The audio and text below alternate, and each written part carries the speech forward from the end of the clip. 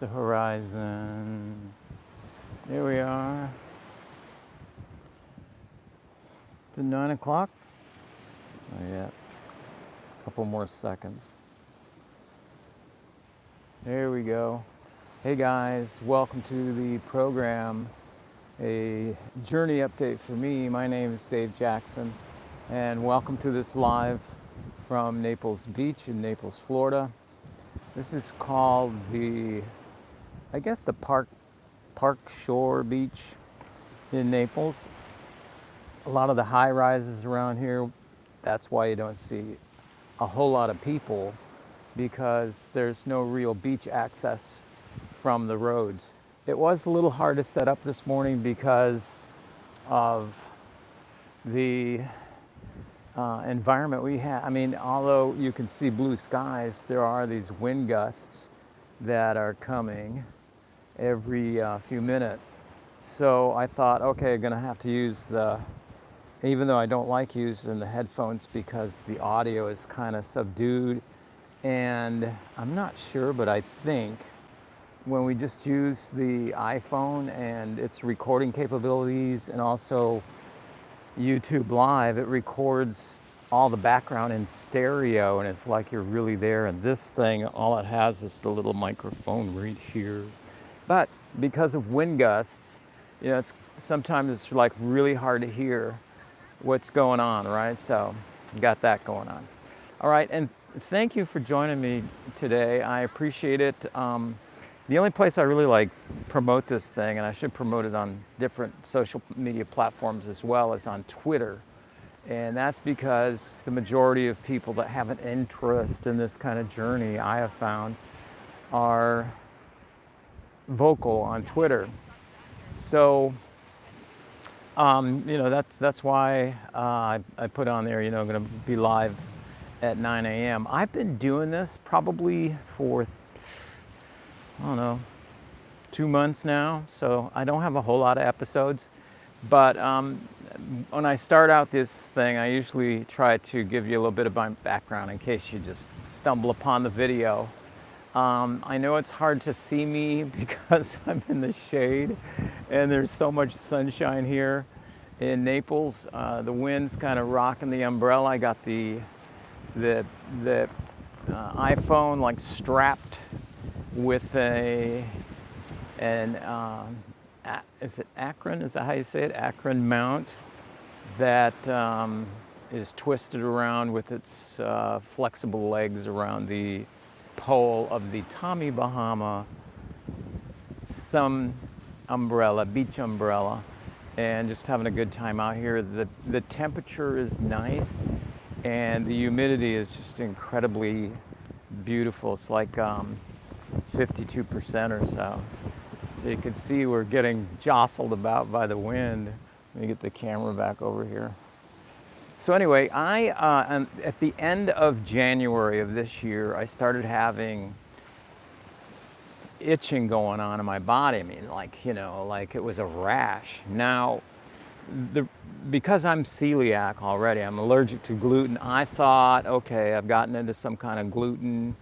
This is going to go away and I'll be fine. But it didn't go away. I kept having this.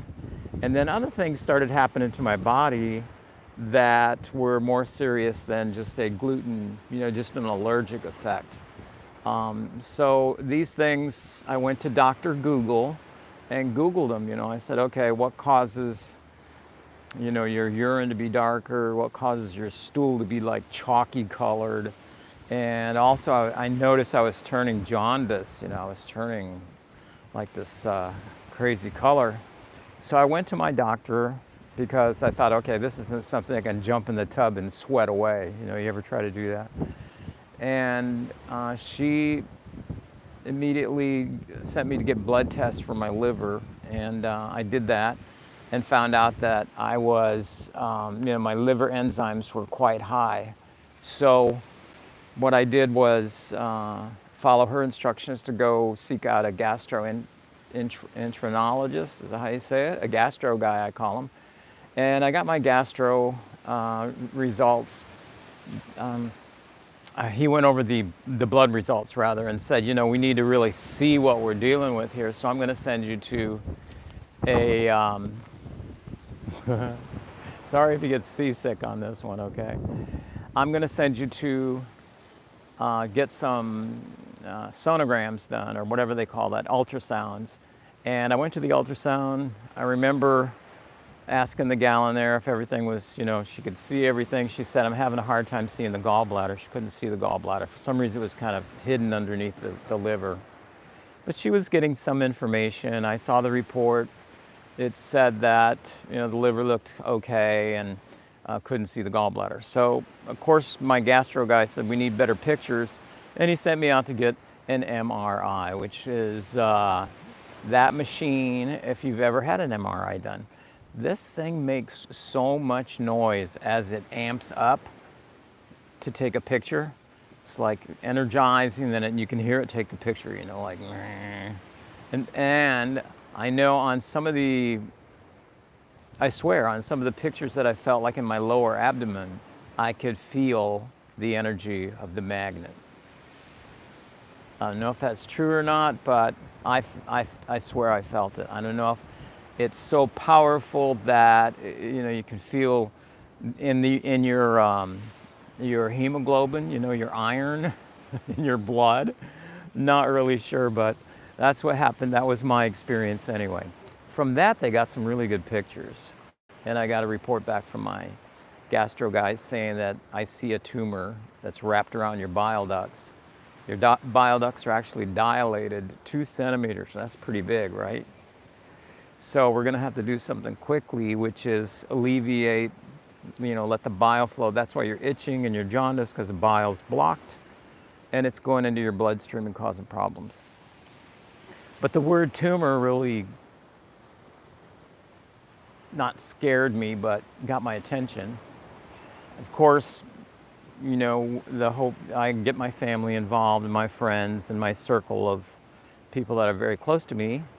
And we're all hoping, okay, that this tumor is not malignant, So he does what's called an ERCP, and that is where they place, it's sort of like doing bypass surgery for your heart, only this is for the stent that runs between like gallbladder and your intestine and your liver and your intestine. You need bile in your system to break down the fats, right?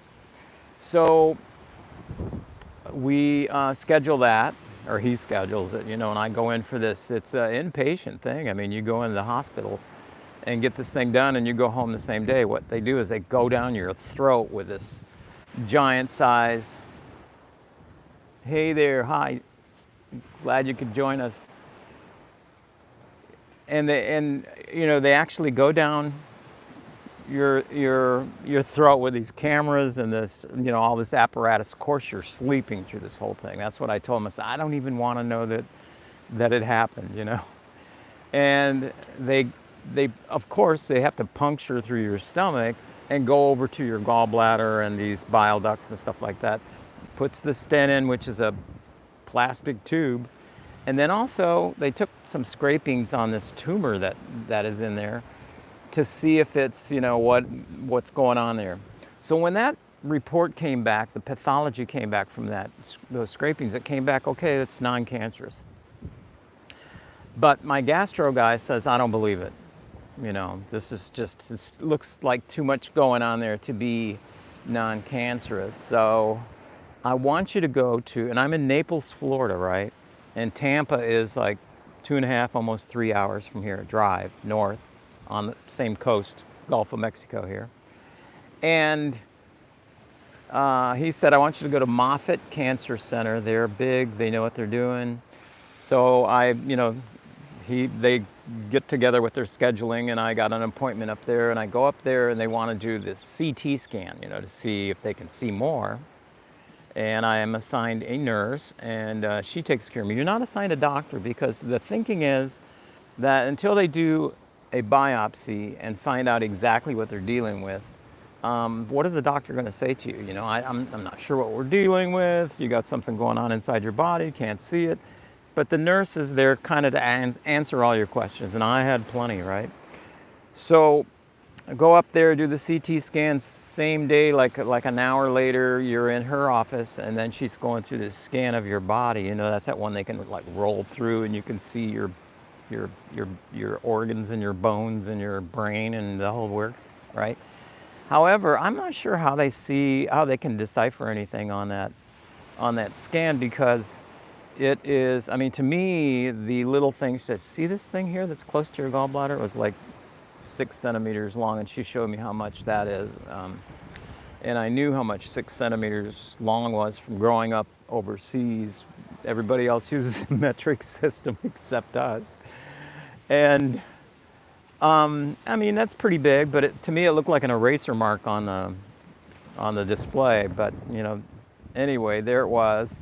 She also said, I just want to let you know your blood work looks really good, except for the cancer markers that we have for your liver and your gallbladder. The gallbladder one looks like off the charts, like it was 1,000 something, and I think it's supposed to be 0.02 something, right? So that one was significant.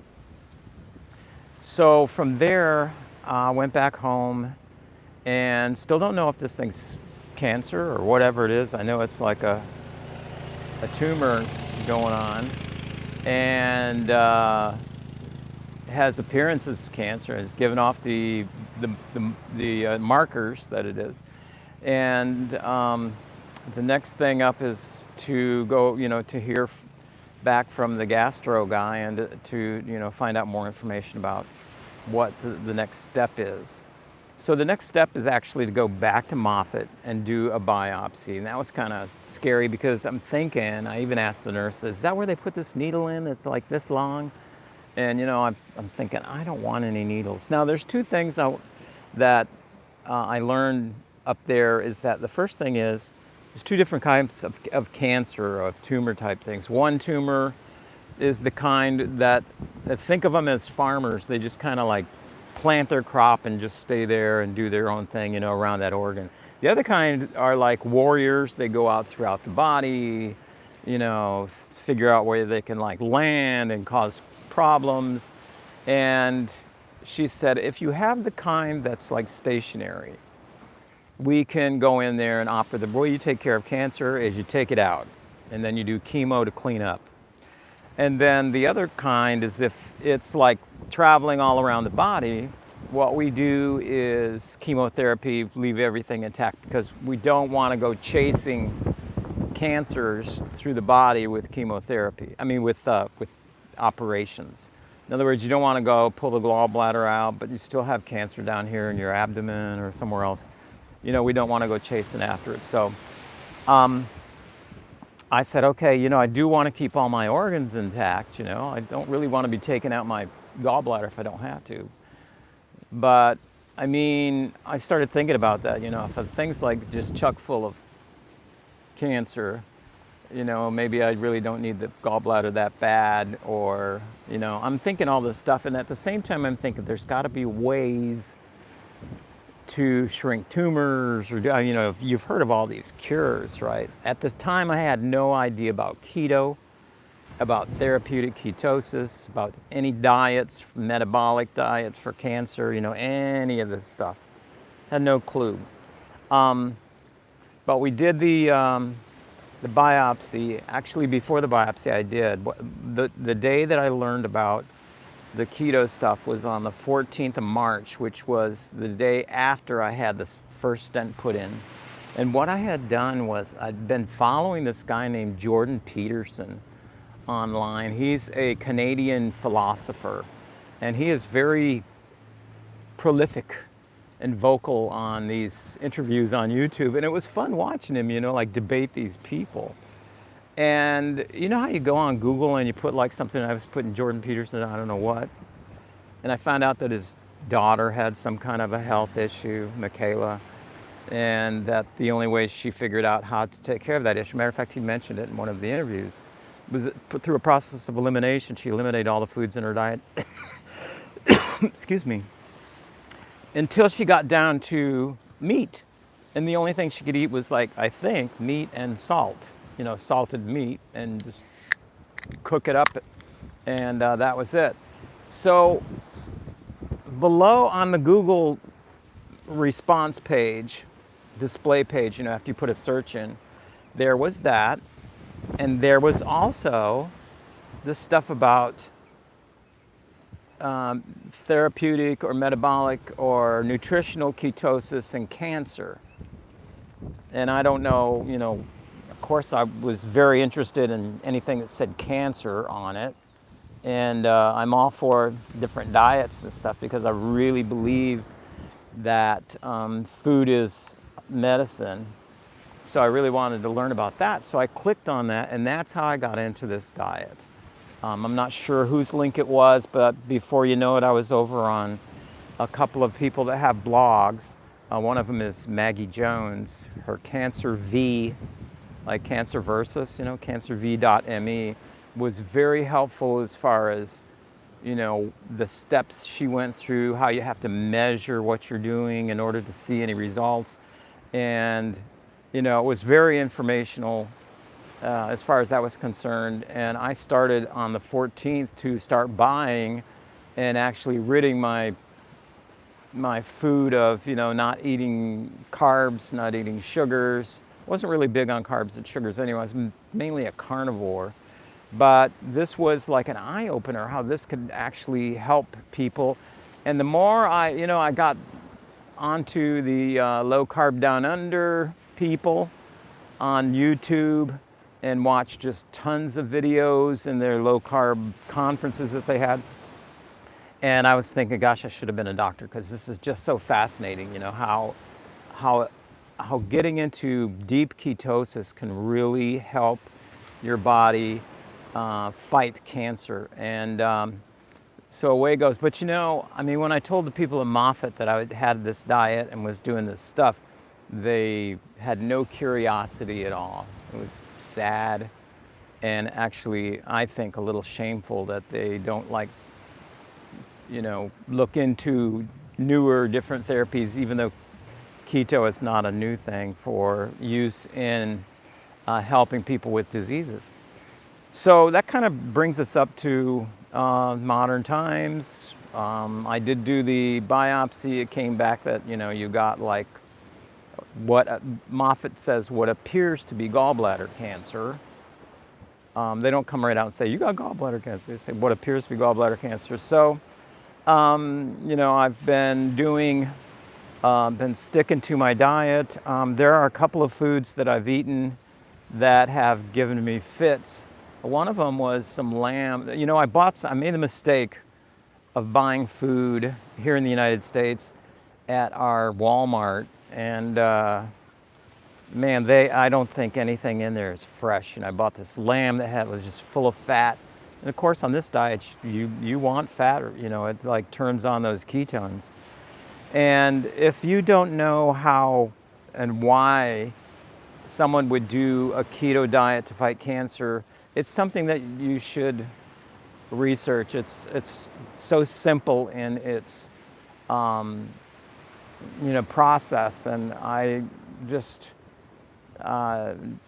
love the science behind it. There's so much that people have been writing and studying and just putting together, all these like self-studies as well. And there's just so many of them. It's not like, because you have all these people, once you say you have cancer, there's like, dozens of people that will come up to you and say, you should try so-and-so's thing because it was very successful. They went to Mexico and did this kind of therapy. And I'm thinking, okay, that's one person. And then you have another and you don't know the circumstances. Maybe they were already on their way to healing, or you just really don't know. But with this therapeutic keto, deep therapeutic ketosis, where you're like way down, your ketones are high, like 4 and 5, way up there, and you're watching your diet, your protein level is super low, your fats are super high, everything's great. You could really get into some healing, some shrinking of these things.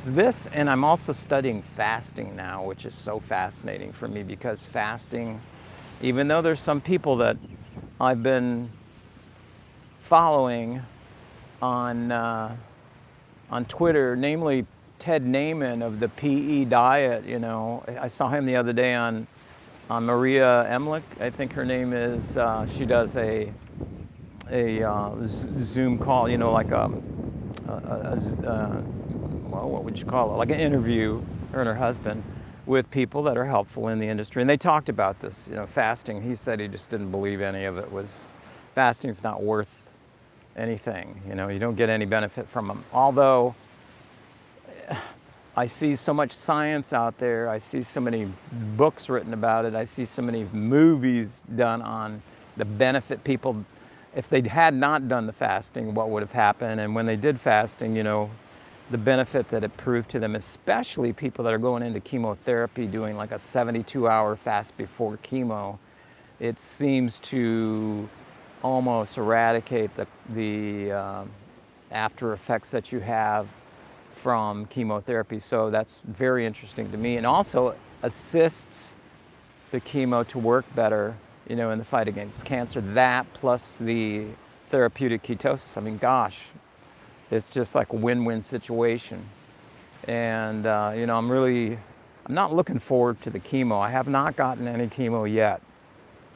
We're still waiting on my insurance company to grant my first PET scan, which has been delayed like 2 times now. We're talking about United Healthcare in the United States here. It's been dragging their feet. The oncologist that I've chosen here in Naples, Florida, said that he wanted this thing done stat, and these guys have been, not approving this thing. I just got a call yesterday because I was supposed to do it today at 3 o'clock. I'd been fasting going up to this, and when they called and said that it's not going to happen because they haven't gotten the approval yet, I said, well, let's eat, So I do have, this is a busy few days for me. On Monday, I have a colonoscopy, my very first one in my life, because I'm not a good guy, not a good boy, I guess. Never had one, even though I'm 65 years old. You're supposed to have one, right? But I never had one because, I thought, I don't need one of those things. But I do need one of those things. And I'm not sure exactly what they do to you. I don't want to know. I don't want to Google it. Don't want to see a YouTube video on a colonoscopy. But I do know that I have to go into a fast and, prepare for that kind of thing, because they want you clean, So, but the thing is, they want to see if there's anything happening, in that part of my body. And then it looks like that's going to happen before the PET scan. So maybe we'll get results back from that before the PET scan even happens. But it's unfortunate because on Maggie's blog, she taught me that you really need to be measuring stuff. And like straight away, I ordered the Keto-Mojo, which is a glucose and ketones meter that reads both.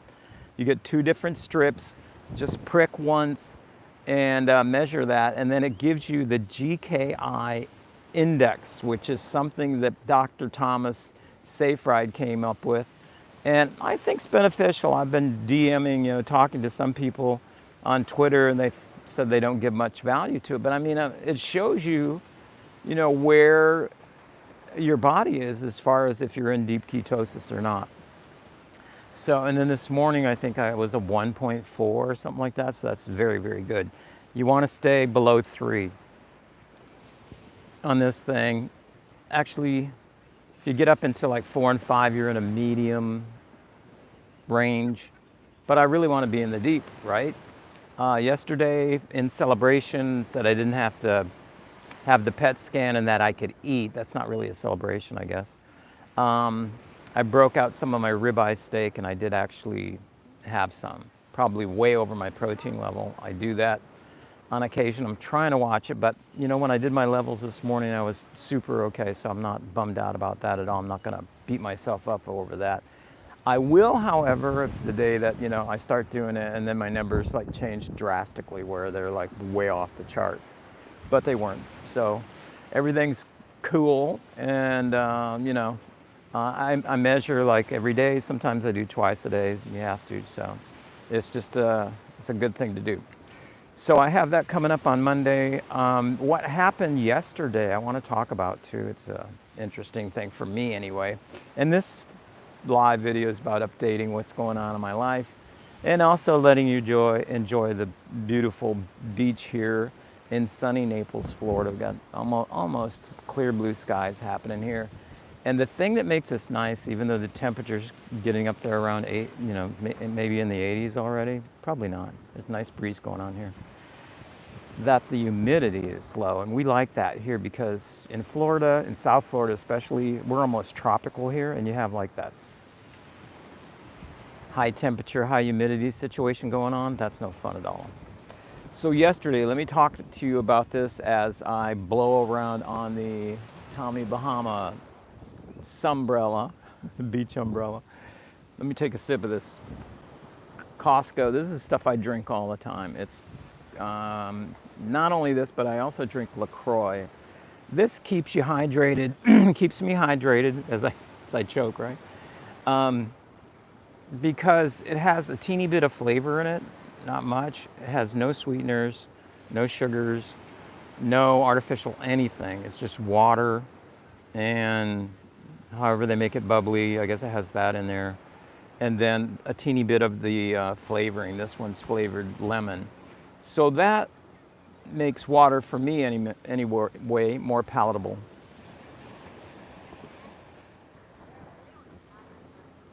Would it be better if I just drank pure water? I'm not sure.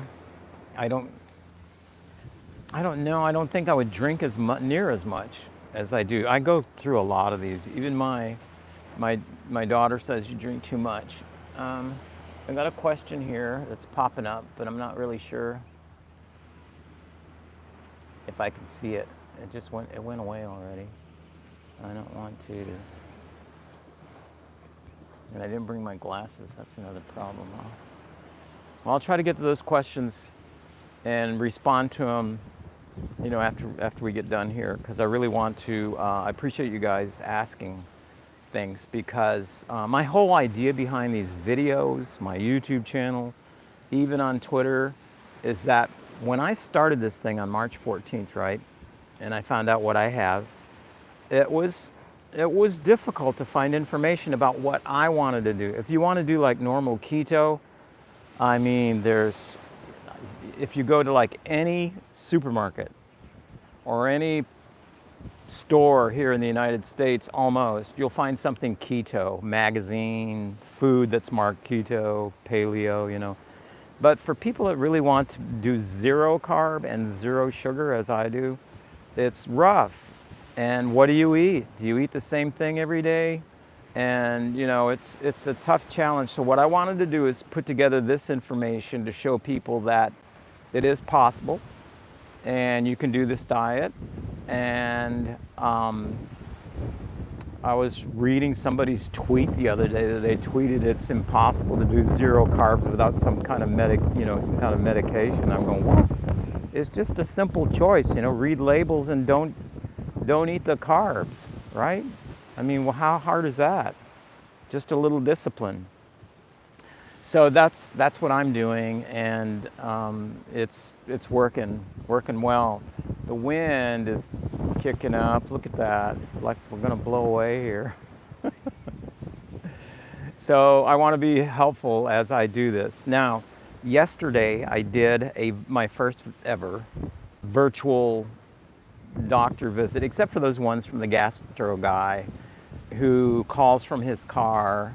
You can tell I'm in love with my gastro doctor, right? He calls from his car and tells me something for 7 minutes or even less than that.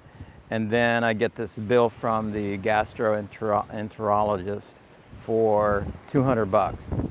And I'm going, man, I want that gig. Where can I call up people for 7 minutes and charge them $200? I mean, I know it's like a dentist who fixes your tooth and charges you $1,200, and he does it within 10 minutes or something like that. You're paying for the skill. I understand that, but oops, the umbrella kind of collapsed there, but there it goes back. But this was just a call for checking up on me and stuff like that, and I don't know.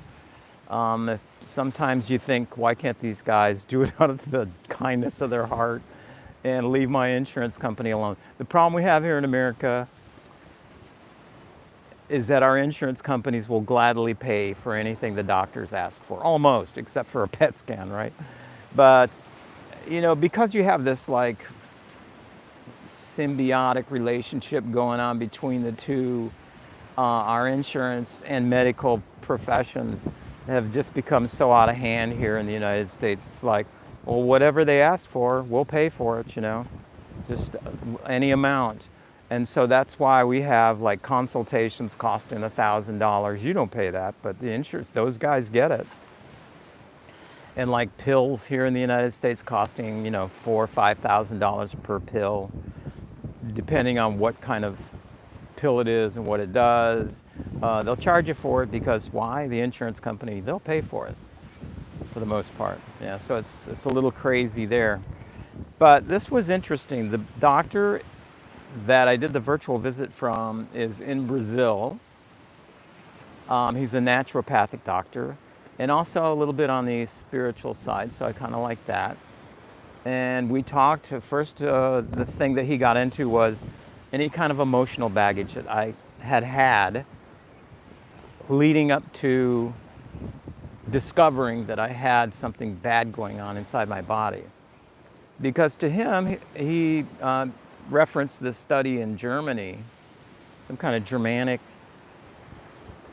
protocol, that a lot of these emotional problems that you have, emotional baggage, actually signals the body into like responding in such a way that it's trying to manifest. And you may think this is total garbage, but I'd listen to him. It manifests itself in the body in some form, in some negative form. And we got to get a hold of that thought, and come to a resolution on it. And after we talked a while, we figured out pretty much what he wanted to know as far as, what did he think it was, as far as, because it's interesting. It's sort of like acupuncture, and also what's the other one that they do is where you like acupressure and also iridology. It's like different things on your body correspond to different emotional things maybe and different things in your life. And he said gallbladder means, if you have some issue with the gallbladder, usually this is what's going on in your life. And it sounded reasonable, but I didn't want it to sound like, even though you have this drop or grain of skepticism in your brain, I didn't want it to sound like somebody fortune telling, I wanted it to be like, there's something in here. And it's, how, because with or seances where they, there's something in anything that they say that, okay, yeah, that, did your brother have hair? Well, of course, it's like, I didn't want it to have like some common thing, and it wasn't, he came up with some stuff that, I actually did have some problems with during one part of my life. I mean, it was like a big issue, and it affected me emotionally. I remember that, and maybe that one part of it, maybe I never did release it. Not sure, but we went there, and then I told him what's going on today. How I'm laid back. You guys can see I'm laid back. And that I, for the most part, as far as I know, I try to let everything go. Just let it go. Whatever's happening. If you're having a bad day, if you're having a hard time in your life, I don't normally take that on to be something in my life. That's a baggage that you got to carry, and that's your life. You got to resolve that. But for me, I would not carry like a grudge against you. It's something that we went through maybe together, and now I'm letting it go. So, and he was good with that. He said, yeah, I can see that you resolve this, and that he says, I really feel that there's healing going on. And, healing in your body. This thing is like taking a turn toward healing. Again, I don't know what you think of that kind of talk, but for me, I just listened and took it all in, and I'm very thankful and I'm grateful for anybody that takes the time. It wasn't like free time. I mean, I did pay for this, but it took the time and tried to come up with what he thought. It's another eyes on what's going on, another set of eyeballs on what's happening in my life, and giving his interpretation of things. And and everybody has like a point of view. And I'm telling you, sometimes you read things and it's like, we don't know everything. Maybe there is some sort of connection there somehow. We want to know everything. Sometimes it doesn't sit right in our spirit, but it's something that is happening. Now, the other thing he got into was naturopathic stuff, like let me know the supplements you're taking. I'll let you know if I feel that you're taking enough.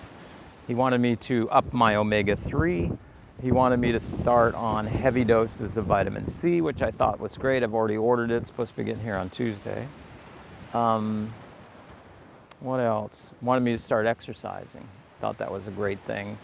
He said, you're spot on with the keto diet, which I thought was really good, because that's something that I did on my own. And, people that are normally like my Twitter family, and people that study, and they're more scientific on stuff, when you tell them that I'm doing this protocol, this therapeutic ketosis, they'll kind of ask you your numbers, where are you with the proteins, your fat, and that kind of thing. And they'll tell you, that's great choice, you're going in the right direction, according to science. Now, one thing I did bring up with this Dr. Rubens is his name, in Sao Paulo, Brazil, was the fact that I eventually want to get to the issue that I don't know if you guys have seen the what's it called, press. Dr. Thomas Seyfried has put this video out called the press push, whatever it is, press push, I think, therapy that he has done with lab rats. He's done it with some people now. Pablo Kelly is one, where you do a diet, therapeutic ketosis diet, or nutritional ketosis. It's ketosis for therapy as medicinal purposes, not for losing weight, or it's more like, even though with normal ketosis you can make diabetes almost, you can make it totally disappear. We found that out nowadays. And different ailments too. Inflammation, things that are crazy. My family, whenever they have something going on, I say, man, you should start on keto. It'll help you. My daughter started on keto just recently, and today she wrote me, she goes, she lost 5 pounds already. So she's just like all excited. It works.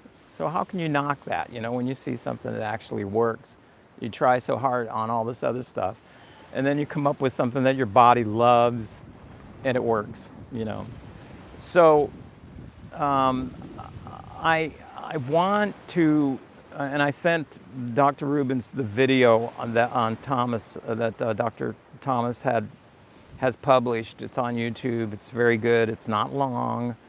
Has lots of slides, photographs, and he's showing, as he did with Pablo, that if you're on deep ketosis and you also introduce a glucose and glucogen, or glucose and the two sugars, right? Glucose, what's the other one? Glutamine? Inhibitors in the body, in the form of medicines. It could be like metformin and some of the other, what he calls DONs. I think there's a name for it, and the DON is The DON is the part that inhibits glucose. Because what they found is that even though you do the ketose, deep ketose, the keto diet, is that there may be still some glucose floating around in the body that these cancer cells find and they feed off of. And his idea is that if we can inhibit them, stop the pathways, and it's so hard because there's so many frickin' pathways that cancer cells, because they adapt to find more food. There's so many pathways to stop that sometimes it's hard, to figure all this out. But he's found that if you use like a glucose inhibitor, a lot of these glucose inhibitors will stop like a variety, a big range, like metformin is used in patients that have diabetes to stop sugars, from circulating around the body. The other one was that one that they're using now for the COVID stuff, chlorochloroquine, what is it called? Anyway, in Brazil they use that for malaria treatment. Excuse me. The reason I'm coughing, if anybody wants to know, is as the Gulf of Mexico churns in the background, because we're next to the city of Naples here, we have, sometimes of the year it's horrifying, but a teeny bit of runoff of fertilizers that go into the Gulf. I know it's horrifying, but what it does is it feeds the algae. And we have like these little algae blooms. And when they get in the air with the breeze that's coming around, and when you breathe them in, it's actually irritating in your throat. Sometimes when you come down, I know we have like the best beaches in the world here. I mean, I'm pro Naples. I've been here for like 25 years, 28 years, almost 30 years. And see people over there doing paddle boarding. That's so cool with kids. It's nice.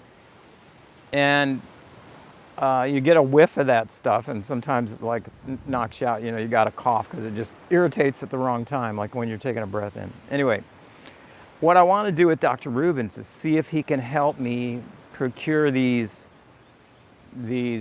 easy to get medications. Down in Brazil, they're very easy to get. Here, it's harder for me because I have to find a doctor that's on board with, first of all, with therapeutic ketosis, which Dr. Rubens is down in Brazil. My oncologist here told me he's not going to say yes or no about it, but if it gets in the way of the therapy we're doing, he's going to let me know. Maybe you have to change some stuff. So, but he wasn't really against it. I told him what I was doing, and that was good to hear from an oncologist here, because when I did go up to Moffitt Cancer Center, which is supposed to be one of the leading cancer centers in the world, they didn't want to know anything about it. We don't have the slightest curiosity about metabolic, this being a metabolic disease and that you can treat it with diet. You're joking, right? And do you want a ginger ale loaded with sugar to drink on your way home? It's like that. It's like, you guys are crazy.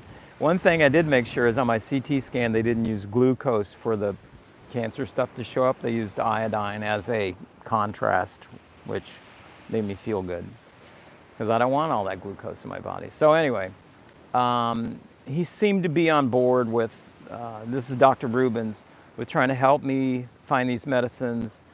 I know doctors are very busy, but I did send him, because we talked on WhatsApp, because Brazil uses, probably the biggest user of WhatsApp, the app by Facebook, to communicate with. In the world, they're probably one of the biggest users. Everybody uses WhatsApp down in Brazil, and I want him to see this video by Dr. Seyfried, yeah, and see what he thinks. Get his response. I'm sure it'll be positive, and I'm sure he'll help me find these medications. And it's just going to be one more thing in this battle. You see how much time I got left here. We're at 44. Okay, I got like 15 minutes before I let you guys go and get on with your Saturday. But after that, he sat me down and this is remotely. He uses Google Meet. If you guys want to know how, I know there are other video platforms that allow you to, I think Skype has a system where you can pay through PayPal or something, pay first, and then, or it like sits there and charges you per minute, which I think is pretty cool. Pablo and I were talking the other day about monetizing different things that we've learned. I even made a video and posted it the other day because I told him, and he had also gotten some feedback from people on Twitter saying that they thought it was crazy that he's trying to like monetize his cancer. And I'm thinking, these guys don't know that when you have a disease like this, I haven't said this yet on this video, but on other videos I have, that I'm on a leave from American Airlines, and I work for American. But I asked my oncologist the other day, I said, I've been recalled. I was off because of COVID, but I've been recalled to go back to work for the airline. He said, no way. You can't go back where, in the shape that you're in. Not that I'm in too bad of a shape, but he said, we gotta take care of your health first, Dave. And I said, yeah. And he says, if you want me to write anything for your company, as far as getting permission to stay from going back to work, I'll do it. And I'm thinking, okay, so that means no income from a job, so Pablo and I are thinking, and Pablo's the one that was that Dr. Seyfried talks about in this press push therapy, where Pablo's never done chemotherapy, and he has stage 4 the brain cancer, and it's not in remission, but it's like growing like super slow, like almost like he doesn't have it at all. And he's writing a book about his journey, and he's monetizing it.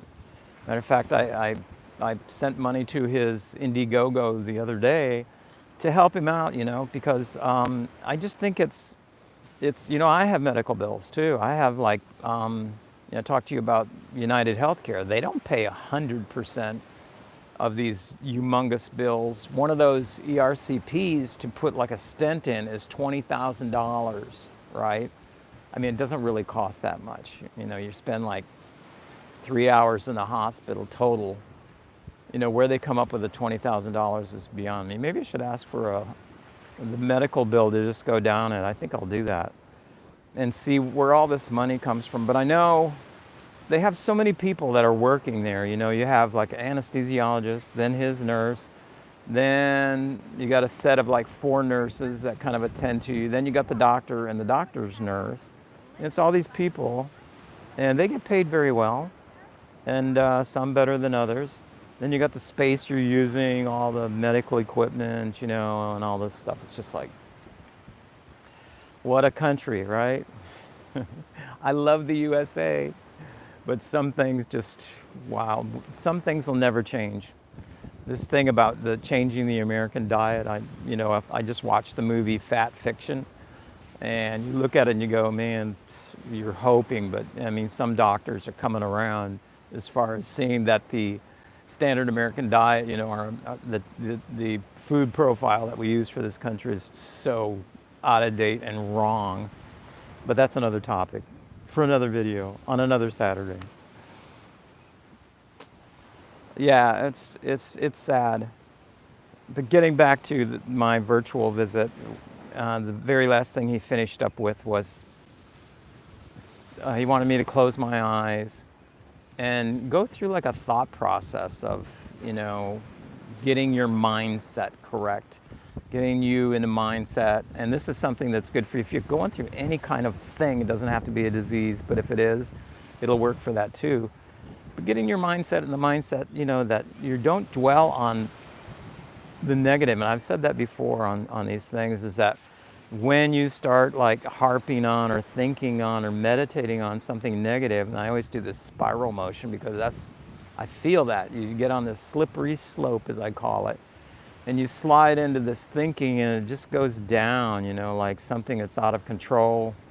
And before you know it, you're thinking, maybe I should start preparing my will, and maybe, this isn't going to work. Maybe this aches and pains down here is, another place that it's appearing at, and you can't go there. You can, but you shouldn't. What you should do is just totally be in the mindset that your body is healing, that we have been blessed with such a machine here. This thing is doing all it can to get back to normal, get back to health. And you should be doing all you can to help your body get back to health. I go back to my Twitter family. I mean, there are so many posts on there of things that, are just like, you want to save them all because they're like tips and recipes and ideas that can keep you in total health, things that people have found. The other day we were having this discussion on Twitter about how some people say that they're too poor to do a keto diet. And then people were starting to post the foods that they had found that were on sale at different stores. I mean, it's so easy to do. Yesterday, as soon as I got done with this virtual meeting, I knew I was going to go to our local grocery store here and go shopping for some goodies. And there were so many things on sale that I had to stop myself. There were like these cage-free, free-range chicken eggs that were on sale for $1.99 for a dozen. I mean, that's crazy, And I had to buy some. And I was telling my daughter, I said, we have more eggs in the refrigerator than the grocery store does now because we have so many eggs. And we go through them though. They're like one of the perfect foods we eat. And who would have known that, right? Rachel's probably eaten more bacon than she's ever ate in her life. And she wouldn't eat it before because she was thinking, okay, that's going to make me fat. And she's eaten tons of it along with eggs, different things. She uses Cronometer as the food app to, log everything. And she's lost 5 pounds she just started keto like 4 or 5 days ago, and that'll keep you on board as far as, wanting to continue when you see progress like that. She's seen my days where I have days that I pop out of my deep ketosis. So she knows that, there are going to be days for her too when she eats something or eats too much of something that, maybe she'll not be on that decline with the weight loss. But it's keeping that, again, getting back to mindset, it's keeping the mind in a place where that progress is where you want to be. You want to be thinking positive. You want to do this. I come down to this beach every day for sunset almost. I mean, I've done it for this whole month without exception. Even on days when it looks like I'm going to get rained on, I'll still come down here. I'll try to come down here. I've come down here, I'll say that. There was a day that it really looked like I was going to get wet, but didn't happen. And what happens down here is there's just, it's just me and the waves and the beautiful sunset. You've seen pictures if you've followed me at all. I try to take a picture and try to show you a glimpse of what's going on in my life. And you just need that. You need something wherever you're at, there's a place around you that you like to be, And we all need our alone time and time for thought. I encourage you to keep a journal and to write down your thoughts and to go back through your journal and look at those thoughts, review them and see where you were in life, and to keep that mindset going, and to oh man, it's just like these gusts, that come up, and to keep that mindset going. Trying to get the horizon right for you guys there. And is it easy? No. Maybe I should put my chair over there, huh? It's not easy. Oh, look at my umbrella went upside down. Let me fix that. It's not easy. It's something that you have to work at. And it's a struggle, you know. I mean, if it's easy, we wouldn't be talking about it right now. But it's not. It's hard. So you need all the tools that you can have. If you follow people on Instagram or Twitter or YouTube that have like positive vibes, positive thoughts, those are good not to just like scroll through quickly, but to read and think, how can I apply that in my life? How is that beneficial to me? Some people are just really positive. Some people are jerks, but have really good information. And you need to sort that out. Another thing you need to do is, if you have any challenge going on in your life, is to get that circle of friends around you, people that you can count on. I have my family and a bunch of friends that I always keep in a close to me. They know what's going on. If I have like abdominal pain starting or something like that, I'll tell them. I'll say, hey, I got this going on. I just want to let you know. Maybe something, may not be. Just saying, and they'll send me good vibes or send me prayers or whatever, wherever they are spiritually. I got my mom. She's, like a warrior for me. On all my YouTube videos, I usually put Dave's Keto Warriors. And, I want that to be sort of a branding for my tribe and, people that are behind me. So that's it. Are we close? It's hard for me to see this. I should have brought my glasses. I think it says 58 or whatever on there. But I guess I could tell what time it is here. Yeah, got like 4 minutes to go. You guys want to stay out here all day? We could. But I finish up at 10 o'clock. So I appreciate you guys subscribing every day. I do updates every day, most every day. Sometimes if we got big stuff going on at the house there, I may skip a day, but I try to make enough videos to have enough in the queue to pop out. They tell me, I'm just starting this YouTube channel. They say that if your videos are scheduled around 5 p.m. in the day, that's when you get more views. I have no idea if that's true, but if you Google that, that's the answer that pops up, 5 p.m. Who knows, right? But I've done some at 11 a.m., 4 p.m., different times. And for the amount of people, I have a lot of for me, I have a lot of subscribers. I have like 2,200 subscribers, I think. But most of them are not because of the keto stuff, not because of the therapeutic journey I'm on. It's totally for something else. There's a song that I posted. Listen to this story. There's a song that I posted like a few years ago from a group that I really liked, and nobody had ever their company didn't post it. And I think there's a pre-roll commercial on the front of it, pre-roll ad, because the song, and it's just the song on their album cover because they never made a video of it, but I think it's a good song.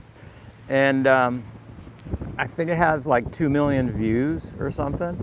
But people that like that song, they'll subscribe to my channel thinking that, he's going to bring more of this, and I never have. But, their subscribers are out there. And then that kind of makes the channel have a little clout, so I'm not going to do anything crazy with that. But, I've asked before to YouTube if there's, can I be in the running to monetize this YouTube channel? I say no, because most of your viewers are because of that song, not because of anything you've created. So that just gave me more more energy to start creating these videos. And I do them, some of them are long, some are short, but I try to show you, the things that I do throughout the day. And if anybody is in the same situation that I am in, this is what the whole thing's for, and also to inspire you guys that, you know, that don't have cancer and that, you know, just going from day to day, you know, what a lifestyle like this is and how I cope with it. So if there's any value in that, you know, please subscribe. But if I can, like I said before, if I can help anybody, you know, with one thing, it means all the world to me. I mean, then anybody out there, then all of the videos that I've done are totally worthwhile, because, you know, one person found somebody in the same situation that's having trouble finding the right foods, or how much fat, or, you know, how to deal with insurance companies or doctors, how to, I think I even have a video on there of how, you know, I chose my oncologist, which was kind of weird. You know, so it's all interesting to me anyway, the whole journey of this. And yeah, I want to leave you with that. Now, that's not to say that the channel may be changing come in the future. You know, I may go to like a different tilt on it, like how I want to continue this journey with the keto lifestyle and how it can benefit other people that way. I want to help people from all walks of life that want to like lose weight, get rid of aches and pains. I have people in my family that I just wish would get on just a normal keto diet, that have skin issues, complaining about having colds all the time, complaining about inflammation, fibromyalgia, you know, all this stuff. And I know a lot of this stuff could be taken care of if they would just get on, change their dietary habits, you know, cut the carbs, for heaven's sake. All right, been fun having you guys here.